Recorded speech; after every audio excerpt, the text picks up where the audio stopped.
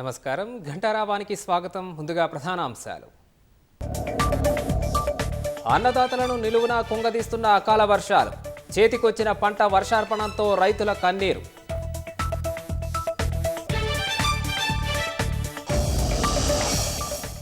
నేడు ఒసాకాలో పర్యటించనున్న సీఎం రేవంత్ రెడ్డి బృందం. 2 రోజుల్లో రాష్ట్రానికి 12,000 కోట్ల జపాన్ పెట్టుబడులు. ఎంఎంటీఎస్లో అత్యాచార యత్నం కేసులో మలుపులు. రీల్స్ చేస్తూ పడిపోయిందన్న జీఆర్పీ, ఖండించిన యువతి.